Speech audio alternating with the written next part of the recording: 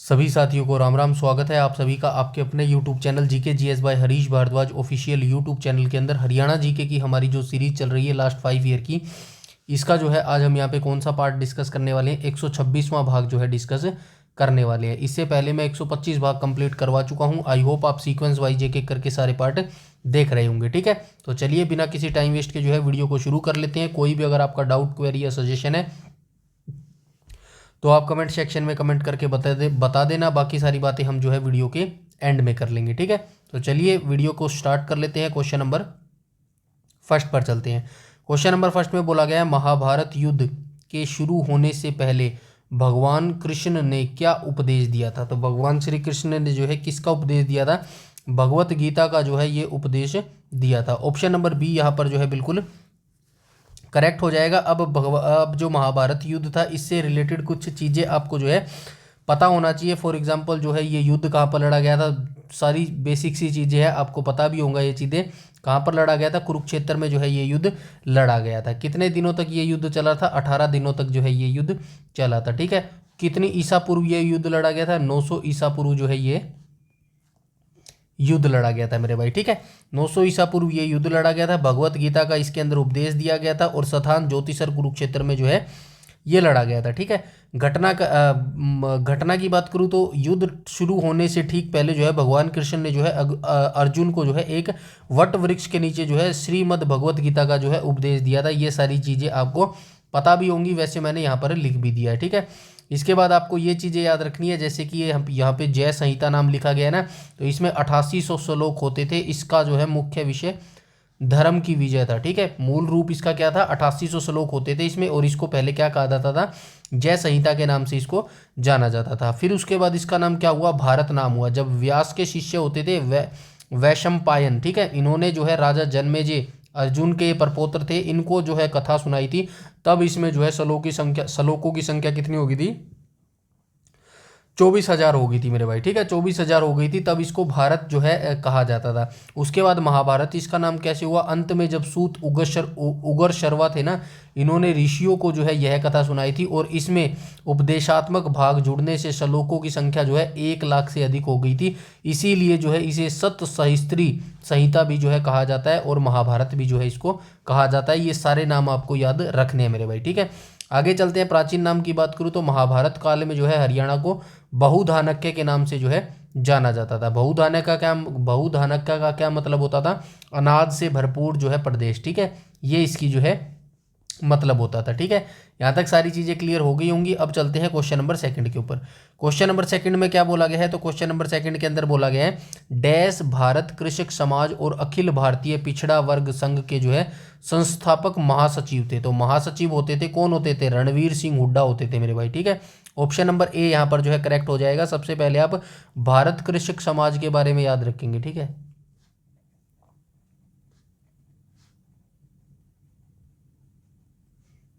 सबसे पहले इसकी स्थापना याद रखेंगे। इसकी स्थापना कब हुई थी, 1955 में जो है इसकी स्थापना हुई थी। और किसके द्वारा इसकी स्थापना की गई थी, तो उस समय जो है पंजाब राव एस देशमुख होते थे, इन्हीं के द्वारा जो है इसकी स्थापना की गई थी मेरे भाई। ठीक है, और रणवीर सिंह हुड्डा क्या होते थे, ये जो है महासचिव होते थे सह संस्थापक में। मतलब संस्थापक जो काफ़ी सारे बंदे होते थे, ऐसा तो नहीं है कि एक ही ने संस्थापक की हो, काफ़ी सारे बंदे होते थे, 3-4 बंदे थे, उसमें जो है महासचिव के पद पर जो है उस समय ये कार्यरत थे रणवीर सिंह हुड्डा। ठीक है, ऑप्शन नंबर ए यहाँ पर करेक्ट हो जाएगा। ठीक है, ईयर जरूर याद रखना, 1955 में जो है भारत कृषक समाज की स्थापना हुई थी। यहाँ पे देखो भारत कृषक समाज, इसकी स्थापना 3 अप्रैल 1955 को डॉक्टर पंजाब राव एस देशमुख, ठीक है, उस समय के केंद्रीय कृषि मंत्री के नेतृत्व में जो है ये स्थापना हुई थी। रणवीर सिंह हुड्डा की बात करूं तो वे इस संगठन के संस्थापक महासचिव थे। उद्देश्य क्या था, यह एक गैर राजनीतिक और गैर सांप्रदायिक संगठन है जो भारत के किसानों की समृद्धि, कृषि नीति और खाद्य सुरक्षा के लिए जो है काम करता है मेरे भाई। ठीक है, यहाँ तक सारी चीजें आपको याद होगी होंगी। आगे चलते हैं क्वेश्चन नंबर 3 के ऊपर। क्वेश्चन नंबर 3 में क्या बोला गया है, तो क्वेश्चन नंबर 3 में बोला गया है, भारत के अंतिम हिंदू सम्राट जो हरियाणा के रेवाड़ी से संबंधित थे, तो ये कौन हो जाएंगे, सम्राट हेमचंद्र विक्रमादित्य हो जाएंगे। इन्होंने जो है 22 लड़ाइयाँ जो है लड़ी थी, और बिना किसी हारे जो है 22 लड़ाइयाँ जो है इनके द्वारा जीती गई थी। ये जो है इनका जन्म कहाँ पर हुआ था, हरियाणा के रेवाड़ी जिले में जो है इनका जन्म हुआ था। और जो है इनका जो है शासन कहाँ तक फैला था, दिल्ली और आगरा तक जो है इन्होंने शासन किया था। और जो है रेवाड़ी से ही अपने ये प्रशासन को संभालते थे मेरे भाई, ठीक है। आगरा और जो है दिल्ली पर भी इनका शासन हुआ था, और लेकिन ये जो प्रशासन करते थे वो रेवाड़ी से ही जो है अपना प्रशासन संभालते थे। 22 युद्ध जो है इन्होंने जीते, ठीक है। अंतिम युद्ध इनका कब हुआ था भाई, अंतिम युद्ध इनका जो है वो मैं आपको बता देता हूं। अंतिम युद्ध हुआ था पानीपत की दूसरी लड़ाई, ठीक है, पानीपत की दूसरी लड़ाई। और ये कब लड़ी गई थी, 5 नवंबर 1556 को जो है ये लड़ाई लड़ी गई थी मेरे भाई, ठीक है। 5 नवंबर 1556 को जो है ये लड़ाई लड़ी गई थी। और किस किस के बीच में लड़ी गई थी, अकबर और हेमू के बीच में जो है ये लड़ाई लड़ी गई थी मेरे भाई, ठीक है। अकबर इसमें जीत गया था, और अकबर उस समय बच्चा होता था। और अकबर की तरफ से किसने ये युद्ध किया था, बैरम खान ने जो है ये युद्ध किया था, क्योंकि बैरम खान जो है अकबर का संरक्षक होता था मेरे भाई, ठीक है। यहाँ तक सारी चीज़ें क्लियर हैं। बाकी मैंने सारी चीज़ें यहाँ पे लिख दी है। मूल निवास जो है हेमचंद्र का मूल निवास जो है रेवाड़ी जिले में हुआ था इसका जन्म, ठीक है। राजधानी देखो, मध्यकालीन भारत में दिल्ली और आगरा पर जो है शासन किया था इसने, और रेवाड़ी से ही अपने प्रशासन को संभालता था। 22 युद्ध इसने जीते थे। अंतिम सम्राट 5 नवंबर 1556 को जो है पानीपत के दूसरे युद्ध में अकबर की सेना के खिलाफ लड़ते हुए जो इसकी मृत्यु हो गई थी मेरे भाई, ठीक है। आगे चलते हैं क्वेश्चन नंबर 4 पर। क्वेश्चन नंबर 4 में क्या बोला गया है, निम्नलिखित में से किस समिति की सिफारिश पर हरियाणा राज्य का जो है गठन किया गया था। ये क्वेश्चन आई होप आपको जो है अब तक रट गया होगा मेरे भाई, और ये क्वेश्चन पूछता ही पूछता है भाई, चाहे आप कितना भी रट लो, ये क्वेश्चन पूछता ही पूछता है एसएससी, ठीक है। तो हुकुम सिंह समिति हो जाएगी। हुकुम सिंह समिति की स्थापना कब हुई थी, 23 सितंबर को हुई थी मेरे भाई, ठीक है। 23 सितंबर 1965 को इसकी स्थापना हुई थी, और इसने अपनी रिपोर्ट कब प्रस्तुत की थी, तो मार्च 1966 में जो है इसने अपनी रिपोर्ट प्रस्तुत की थी। इसके बाद जेसी शाह आयोग का गठन किया गया था भाई, जेसी शाह, ठीक है। जेसी शाह सीमा निर्धारण के लिए जेसी शाह आयोग का गठन किया गया था। कब किया गया था, तो इसका गठन भाई कब किया गया था, 23 अप्रैल 1966 को किया गया था। और इसने अपनी कब रिपोर्ट प्रस्तुत की थी, तो 31 मई को जो है इसने अपनी रिपोर्ट प्रस्तुत की थी, ठीक है। इसने अपनी रिपोर्ट यहाँ पे लिख देता हूँ रिपोर्ट, ठीक है। ये दोनों चीज़ें आप याद रखना, रिपोर्ट कब प्रस्तुत की। इन्हीं के फलस्वरूप जो है 1 नवंबर 1966 को जो है हरियाणा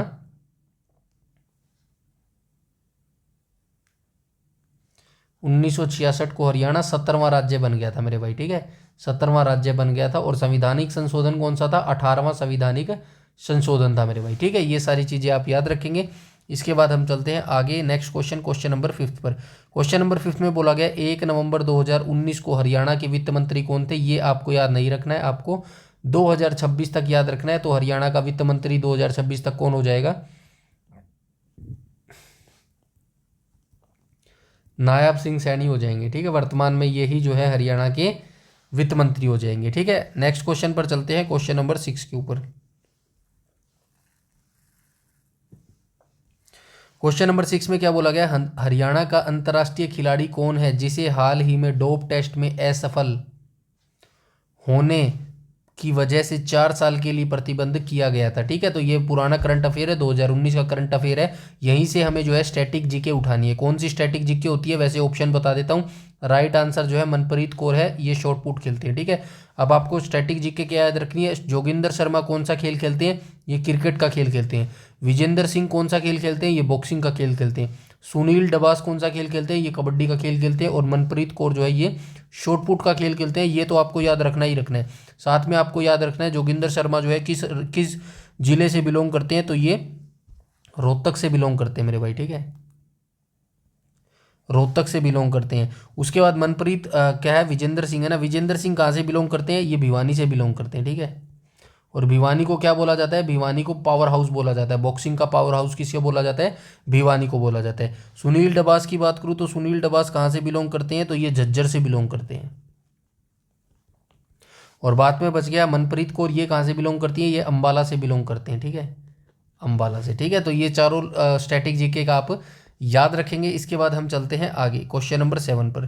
क्वेश्चन नंबर 7 में क्या बोला गया है, तो क्वेश्चन नंबर 7 के अंदर बोला गया है निम्नलिखित में से किस फिल्म अभिनेत्री का जन्म हरियाणा में नहीं हुआ है। तो पारुल गुलाटी का जन्म तो हरियाणा में हुआ है। ये कहाँ से बिलोंग करती है, ये रोहतक से बिलोंग करती हैं पारुल गुलाटी, ठीक है। रोहतक से बिलोंग करती है पारुल गुलाटी। मल्लिका शेरावत का जन्म कहाँ पर हुआ था? तो इनका जन्म हिसार में हुआ था मेरे भाई, ठीक है। हिसार में इनका जन्म हुआ था। और परिणीति चोपड़ा की बात करूँ तो इनका जन्म कहाँ पर हुआ था? अंबाला जिले में इनका जन्म हुआ था, ठीक है। अब बात करूँ प्रियंका चोपड़ा की, तो प्रियंका चोपड़ा का जन्म कहाँ पर हुआ था? तो वैसे तो इनका जो जन्म है वो बिहार में हुआ था, लेकिन तत्कालीन जो है अब जो है जमशेदपुर, ठीक है। इनका जन्म हुआ था जमशेदपुर में, ठीक है, जमशेदपुर में। पहले ये जमशेदपुर कहाँ पर आता था? पहले ये जमशेदपुर बिहार में आता था, लेकिन वर्तमान में ये झारखंड में आता है, ठीक है। तो ये चीज़ें आप याद रखेंगे मेरे भाई, ठीक है। तो चारों के जो है स्टैटिक जीके आप याद रखेंगे कहाँ कहाँ से ये बिलोंग करती है मेरे भाई, ठीक है। आगे चलते हैं क्वेश्चन नंबर 8 के ऊपर। क्वेश्चन नंबर 8 में क्या बोला गया? दुष्यंत चौटाला भारतीय संसद के सबसे युवा वर्तमान सांसद जो हरियाणा से हैं, वह किस राजनीतिक दल से संबंध रखते हैं? तो आप सभी जानते हैं दुष्यंत चौटाला ने अपनी पार्टी बनाई थी INLD से अलग होकर। तो इन्होंने कौन सी पार्टी बनाई थी? JJP जो है इन्होंने पार्टी बनाई थी, जनता जननायक पार्टी का निर्माण किया था और 2018 में ये निर्माण किया था। इसी बदौलत जो है ये उप मुख्यमंत्री बने थे। 2019 में इन्होंने जो है 10 सीटें जीती थी मेरे भाई, ठीक है। 10 सीटें जो है इन्होंने जीती थी और इसी के दम पर जो है ये उप मुख्यमंत्री जो है बने थे। उसके बाद 2024 में इन्होंने कितनी सीटें जीती? तो 2024 विधानसभा में जो है इन्होंने 0 सीटें जीती मेरे भाई, ठीक है। तो ये चीज़ें जो है आप याद रखेंगे। और क्या याद रख सकते हैं? और अभी फिलहाल के लिए इतना ही याद रखिए। बाकी INLD की स्थापना आप याद रखना 1996 में जो है 1996 में इसको राष्ट्रीय का दर्जा मिला था भाई, ठीक है ना। 1996 में इसको क्या मिला था? राष्ट्रीय का दर्जा मिला था, ठीक है। 1996 में INLD को राष्ट्रीय का दर्जा मिला था और इसकी स्थापना किसने की थी? चौधरी देवीलाल ने की थी, ठीक है। चौधरी देवीलाल ने की थी, ठीक है। लोकदल रूप में जो है इसकी स्थापना की थी। मूल रूप से जो है लोकदल पार्टी के नाम से जो है चौधरी देवीलाल के इसकी स्थापना की गई थी भाई, ठीक है। प्रीवियस वीडियो में एवरीथिंग बता के आया हूँ, वो इसीलिए बोलता हूँ प्रीवियस वीडियो जरूर देखा करो। इसके बाद हम चलते हैं क्वेश्चन नंबर 9 पर। तो क्वेश्चन नंबर 9 में क्या बोला गया? क्वेश्चन नंबर 9 में बोला गया हरियाणा का पहला सरकारी विश्वविद्यालय किस शहर में प्रस्तावित है? तो मानेसर, हाँ ठीक है, मानेसर ही हो जाएगा। ऑप्शन नंबर ए यहाँ पर बिल्कुल करेक्ट हो जाएगा। 2017 में ये बन चुका है भाई, ठीक है ना, याद रखना। यहाँ पे ये देखो प्रस्तावित संस्थान है। हरियाणा सरकार ने गुरुग्राम जिले के मानेसर कासन गांव में राज्य के पहले समर्पित सरकारी डिजिटल विश्वविद्यालय और स्किल यूनिवर्सिटी के विस्तार को प्रस्तावित किया है और ये स्थापना वर्ष 2017 ये रेडी हो चुका है भाई, बन चुका है। ये याद रखना 2017 का बहुत पुराना करंट अफेयर है ये, वर्तमान में ये बन चुका है मेरे भाई, ठीक है ना, याद रखना। कहाँ पर है ये? गुरुग्राम जिले के कासन गाँव में है भाई, याद रखना, ठीक है, मानेसर के कासन गाँव में। इसके बाद चलते हैं क्वेश्चन नंबर 10 के ऊपर। क्वेश्चन नंबर 10 में क्या बोला गया है? तो क्वेश्चन नंबर 10 में बोला गया है झज्जर हरियाणा के पहलवान बजरंग पूनिया। सबसे पहले आपको याद रखना है बजरंग पूनिया जो है किस जिले से बिलोंग करते हैं? तो ये झज्जर जिले से बिलोंग करते हैं, ठीक है। वर्ल्ड रेसलिंग चैंपियनशिप 2018 में 65 किलोग्राम श्रेणी में जो है सिल्वर पदक इन्होंने जीता था मेरे भाई, ठीक है। ऑप्शन नंबर सी आ जाएगा। ये काफ़ी पुराना करंट अफेयर है। मैं आपको 2024 और 2025 का करंट अफेयर करवा रहा हूँ। अभी हमारा जो है नेशनल चला हुआ है, ठीक है। नेशनल की 2 क्लासेस जो है मैं अभी तक करवा चुका हूँ। आई होप आपने देखी होगी, नहीं देखी तो ज़रूर देख लेना। धीरे धीरे सारे सेक्शन में करवा दूंगा, ठीक है। अभी तक मैं जो है अपॉइंटमेंट सारी करवा चुका हूँ, ठीक है। अपॉइंटमेंट्स मैंने सारी करवा चुका हूँ और कहाँ तक की करवाई है? 2 जनवरी 2026 की सारी अपॉइंटमेंट्स करवा चुका हूँ। और आज भी हमारी जो है सेकंड क्लास आई थी। आई होप आपने देख ली होगी, नहीं देखी हो तो देख लेना, वीडियो को डिस्क्रिप्शन में आपको लिंक मिल जाएगा, ठीक है। ऐसे ही हम सारे स्पोर्ट्स इवेंट्स भी देखने वाले हैं, डिफेंस से रिलेटेड भी देखने वाले हैं, कौन कौन से इंपॉर्टेंट समझौते हुए हैं वो भी एवरीथिंग देखने वाले हैं मेरे भाई, ठीक है। नेक्स्ट क्वेश्चन पर चलते हैं। ये देख लेना बस। जिला बजरंग पूनिया जो है हरियाणा के झज्जर जिले से संबंध रखते हैं। उनका पैतृक गांव खुड्डन है, ठीक है। जन्म 1994 में हुआ था और कुश्ती का ये खेल खेलते हैं मेरे भाई, ठीक है। आगे चलते हैं क्वेश्चन नंबर 11। सम्राट अकबर किस हिंदू संत तथा कवि के संरक्षक बने? सम्राट अकबर जो थे ना, सम्राट अकबर जो थे ये किस हिंदू संत तथा कवि के संरक्षक बने थे? तो ये सूरदास के बने थे भाई, ठीक है, सूरदास। इनका जन्म कहाँ पर हुआ था? फरीदाबाद में हुआ था, ठीक है। फरीदाबाद के सिही गांव में हुआ था, ठीक है। फरीदाबाद के सिही गांव में हुआ था और इनके गुरु का नाम क्या था? वल्लभाचार्य जो है इनके गुरु का नाम होता था मेरे भाई।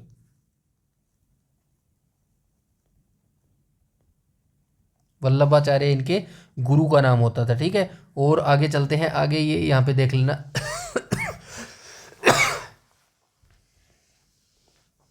सॉरी, ठीक है। यहाँ पे देख लेना, ये वल्लभाचार्य द्वारा स्थापित अष्टछाप यानी कि 8 कवियों का समूह के जहाज या सबसे प्रमुख कवि कहे जाते थे।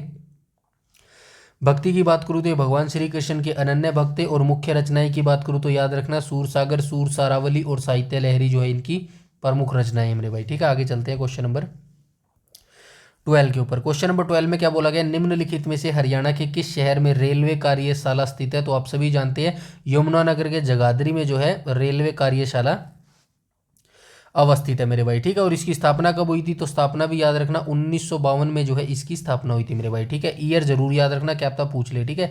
हरियाणा के यमुनानगर जिले के जगाधरी में उत्तर रेलवे की एक प्रमुख कैरिज एंड वैगन वर्कशॉप स्थित है। और ये क्या करती है, यह कार्यशाला रेल के डिब्बों और मालगाड़ी के वैगनों की मरम्मत और रख रखाव के लिए जो है प्रसिद्ध है मेरे भाई, ठीक है। और इसकी कार्यशाला की जो स्थापना है 1952 में इसकी स्थापना की गई थी, ठीक है।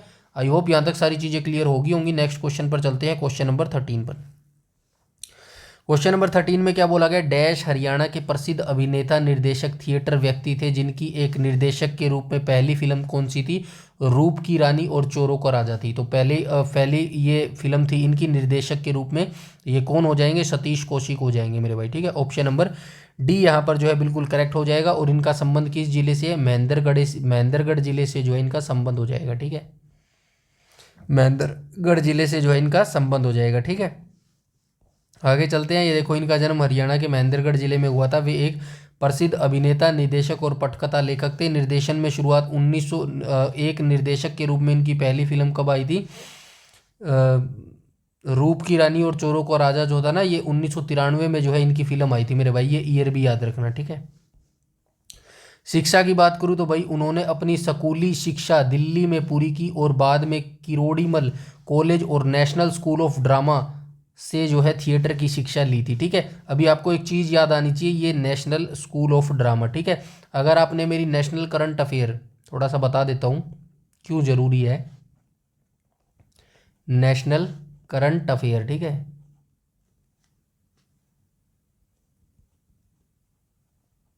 इसकी अगर मेरी आपकी फर्स्ट क्लास, अभी तो मैंने 2 ही क्लास कराई है, अगर मेरी आपकी पहली क्लास देखी होती ना फर्स्ट क्लास, तो आप यहाँ पर बता सकते थे कि इसका जो है अध्यक्ष कौन है भाई, ठीक है। मैंने वहाँ पर बताया है, और कब तक का बताया है, जनवरी 2026 तक का बताया। अगर किसी ने देखी है ना फर्स्ट क्लास, तो इसी वीडियो के कमेंट में बताना कि नेशनल स्कूल ऑफ ड्रामा का जो अध्यक्ष है जनवरी 2026 तक कौन बना हुआ है मेरे भाई, ठीक है। चलिए आगे चलते हैं क्वेश्चन नंबर 14 पर। क्वेश्चन नंबर 14 में क्या बोला गया है, 14 में बोला गया हरियाणवी रामायण की रचना डैश ने की थी। तो खुदा बख्श अहमद के द्वारा जो है हरियाणवी रामायण की रचना की गई थी मेरे भाई, ठीक है। आगे चलते हैं, प्रसिद्ध हरियाणवी साहित्यकार और कवि खुदा बख्श अहमद ने जो है हरियाणवी रामायण की रचना जो है कोरवी बांगरू में जो है की थी मेरे भाई। आगे चलते हैं क्वेश्चन नंबर 15 पर। कौन सी नदी हरियाणा की मुख्य और सबसे बड़ी मौसमी नदी है, तो आप सभी जानते हैं घग्गर हो जाएगी, ठीक है। घग्गर निकलती कहाँ से निकलती है भाई, आप सभी को जानते हैं, हिमाचल प्रदेश की शिवालिक पहाड़ियों के डागसाई गांव से जो है ये घग्गर नदी निकलती है। और कहाँ से, हरियाणा में प्रवेश करती है, तो पंचकुला में जो है पंचकुला से जो है ये हरियाणा में प्रवेश करती है मेरे भाई, ठीक है। थोड़ा धीरे धीरे चल रहा हूँ, तबीयत ठीक नहीं है यार थोड़ी सी, ठीक है। क्वेश्चन नंबर 16 पर चलते हैं। क्वेश्चन नंबर 16 में क्या बोला है, निम्नलिखित में से कौन सी अवस्था कपास के पौधे के विकास को रोकती है। तो 4 ऑप्शन दिए गए हैं, इनमें से हमें एक वो चूज करना है जो कि कपास के पौधे के विकास को जो है रोक देती है। कम बारिश तो नहीं रोकता भाई, इससे तो कोई फर्क नहीं पड़ता, मतलब कम बारिश तो पौधे का विकास नहीं रोकती कपास के पौधे का। पाला को होल्ड रखते हैं काली मिट्टी, तो बिल्कुल ये तो उपजाऊ है। 20 से 30 डिग्री सेल्सियस के बीच का तापमान, ये तो सर्वमान्य है कपास के लिए। तो राइट ऑप्शन क्या हो जाएगा, ऑप्शन नंबर बी यहाँ पर करेक्ट हो जाएगा। अगर आपने मेरी पूरी लिस्ट देखी होगी ना, कौन सी, एग्रीकल्चर एंड एनिमल हस्बेंड्री, अभी बताता हूँ रुको। इसलिए मैं बोलता हूँ, क्या बोलता हूँ कि आपको अभी आपके पास इनफ टाइम है, आप डिटेल से पढ़ो मेरे भाई, ठीक है। डिटेल से पढ़ो, अभी एमसीक्यू मत लगाओ। अब ये चीज़ें आप कैसे बता सकते हैं, जब आपने एग्रीकल्चर को अच्छे से पढ़ा होगा ना, कपास की फसल की, कपास के पौधे के बारे में एवरीथिंग डिटेल जानी होगी, जो कि मैंने मेरी प्लेलिस्ट कितने करवाए हैं, 27 लेक्चर मैंने यहाँ पर करवाए हैं। इसके अंदर हर एक पौधे के बारे में डिटेल से बताया है, उसका मूल स्थान क्या है, क्या क्या उसके अंदर बीमारी पाई जाती है, क्या क्या उसके अंदर खामियां पाई जाती हैं, ठीक है, कितना उसके अंदर टेम्परेचर चाहिए उस फसल को उगने के लिए, एवरीथिंग डिटेल वहाँ पे बताइए। तो अगर वो देखा होता ना तो आपको पता होता पाला जो है कपास के पौधे को जो है विकास को रोकती है मेरे भाई, ठीक है। नीचे एक्सप्लेनेशन भी दिया होगा, देख लो, ये देखो।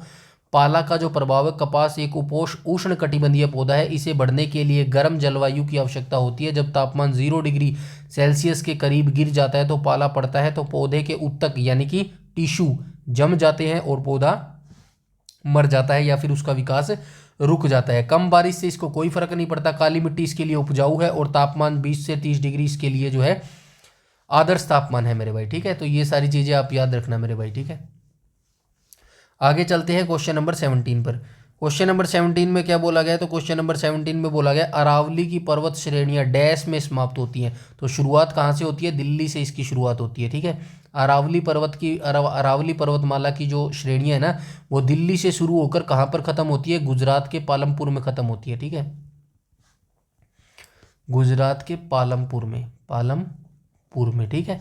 हरियाणा की बात करूँ तो हरियाणा के विभिन्न जिलों में जो है ये फैली हुई है, मतलब गुजरती है। हरियाणा में इसकी सर्वोच्च चोटी कौन सी है, कैसे लिखेंगे सर्वोच्च चोटी, सर्वोच्च चोटी, तो ये कौन सी हो जाएगी, ढोसी की पहाड़ियाँ हो जाएंगी, ठीक है।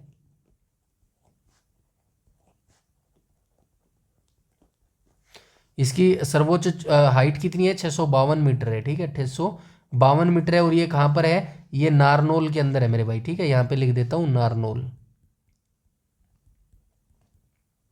नारनौल में एक गांव है कुलजातपुर गांव, ठीक है, ये आप याद रखेंगे।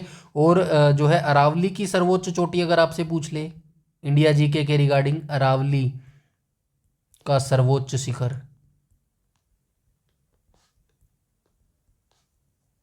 तो आप क्या बताएंगे, तो आप बताएंगे गुरु शिखर,